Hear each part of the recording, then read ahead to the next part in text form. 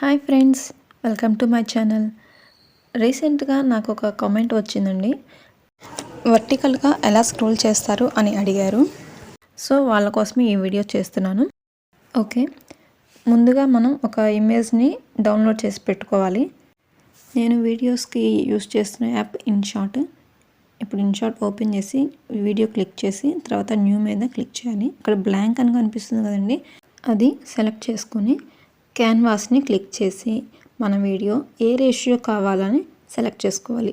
నేను 16:9 రేషియోని సెలెక్ట్ చేస్తున్నాను.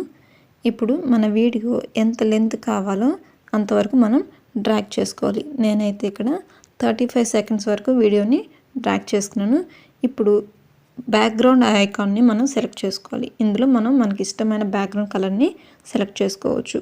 కలర్ని సెలెక్ట్ చేసుకున్న తర్వాత పక్కనే కనిపిస్తున్నటువంటి రైట్ క్లిక్ మార్క్ని క్లిక్ చేయాలి.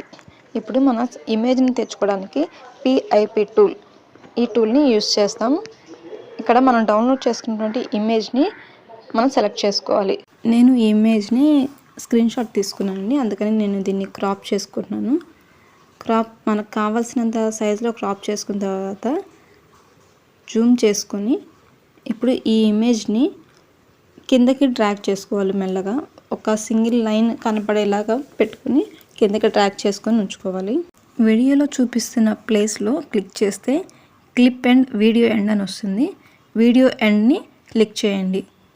ఇప్పుడు ఇమేజ్ స్టార్టింగ్లో కర్సర్ని ఉంచుకొని రైట్ సైడ్ టిక్ మార్క్ పక్కన ఉన్న సింబల్ని క్లిక్ చేయాలి.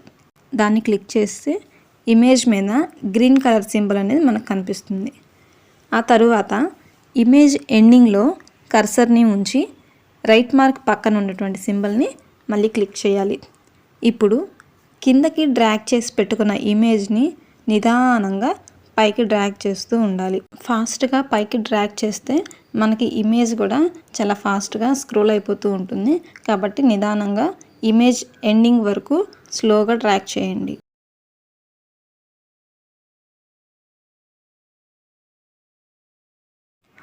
ఇమేజ్ ఎండింగ్ వరకు అయితే వచ్చేసాము. ఆ తర్వాత రైట్ సైడ్న టిక్ మార్క్ని క్లిక్ చేయండి. ఇప్పుడు వీడియో స్టార్టింగ్కి వెళ్ళిపోయి ఒకసారి ప్లే చేసి చూద్దాం. చూసారు కదా ఫ్రెండ్స్, వీడియో మనం ప్లే చేసినప్పుడు స్క్రోలింగ్ అనేది చాలా స్లోగా స్టెప్ బై స్టెప్ వెళ్తుంది. అదే మీరు ఫాస్ట్గా కనుక డ్రాగ్ చేస్తే ఈ వీడియో కూడా చాలా ఫాస్ట్గా పైకి మూవ్ అయిపోతూ ఉంటుంది.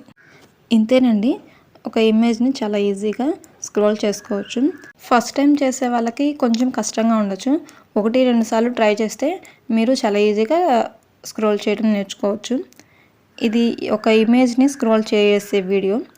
అదేవిధంగా ఒక టెక్స్ట్ని ఎలా స్క్రోల్ చేయాలనేది కూడా నేను ఒక వీడియో చేసి పెడతాను, అది కూడా చూడండి.